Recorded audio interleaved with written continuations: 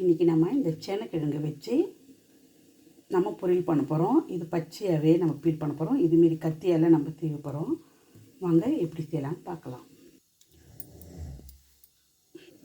Friends, இங்கே பாருங்கள், நாம் காயை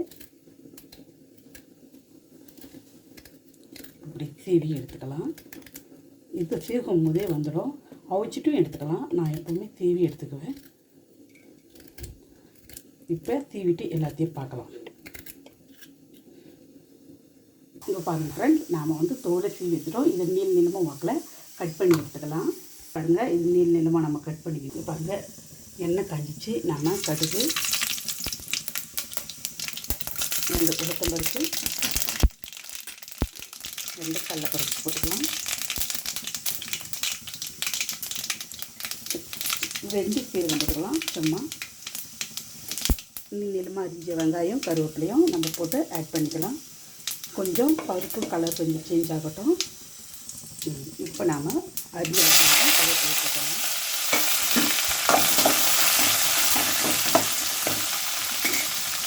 நல்லா வதங்கி ஃபுல்லாக கோல்டன் கலர் வதக்க வேணாம் ஃப்ரெண்ட்ஸ். ஒரு கண்ணாடி கலரில் வந்தது வதங்கி வச்சோன்னே நாம் காயை போட்டுடலாம். அப்போ தான் வெங்காயம் வதங்கும், காய் வேகவும் கரெக்டாக இருக்குங்க. இந்த அளவுக்கு வதங்கினோடனே நாம் காயை அலசல் காயை போட்டுடலாம். எல்லாத்தையுமே காய் போட்டுக்கோங்க ஃப்ரெண்ட்ஸ். நம்ம வதக்கலாம்.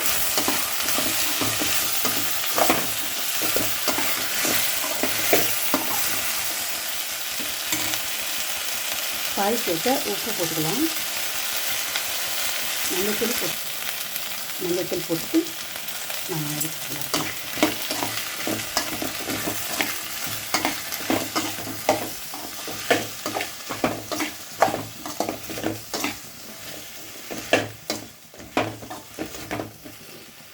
அடுத்த சுலோவில் வச்சுட்டு நாம் மூடி போட்டுக்கலாம். நாம் சுலோவிலே வச்சு வதக்கிடுவோம். நம்ம கொஞ்சம் குயிக்காக ஆகணும்னா, சீக்கிரமாக செய்யணும்னா கொஞ்சம் தண்ணி கூட எடுத்து தெளிச்சுக்கலாம். காயில் நான் ஃபுல் ஸ்லோவில் வச்சுட்டு நான் வதக்கிறேன். அப்பப்போ கிளறி வச்சுக்கிறேன். நாம் முக்கால் பாகம் வெந்தோடனே நாம் மிளகாய் தண்ணி மேலே போட்டுக்கலாம் காயில். இதை பாருங்கள், இந்த காய் சுடுது. முக்கால் பாகம் நாம் இப்போ மிளகாய்த்தூள் போட்டுக்கலாம். நாம் 1 ஸ்பூன் அளவுக்கு மிளகாய்த்தூள் போட்டுக்கலாம். கிளறிக்கலாம் ஃப்ரெண்ட்ஸ். காரத்தை நமக்கு தேவையான அளவுக்கு காரம் போட்டோம்னா போதும்.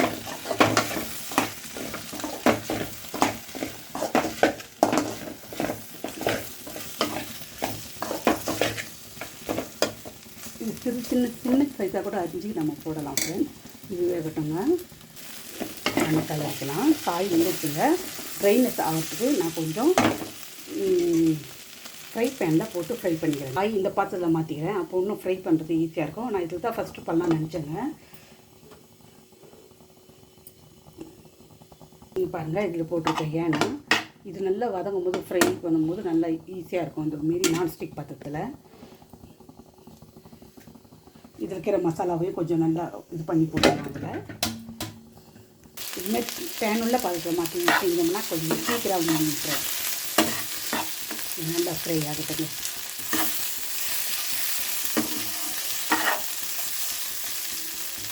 ஃப்ரை ஆகட்டும். இந்த டிஷ்ஷு லெமன் ரைஸுக்கு நல்லாயிருக்கும், சாம்பார் ரைஸுக்கு நல்லாயிருக்கும். இது கொஞ்சம் சீக்கிரம் ஆகணுன்றதுக்காக நான் பாத்திரம் மாற்றிருக்கேன்.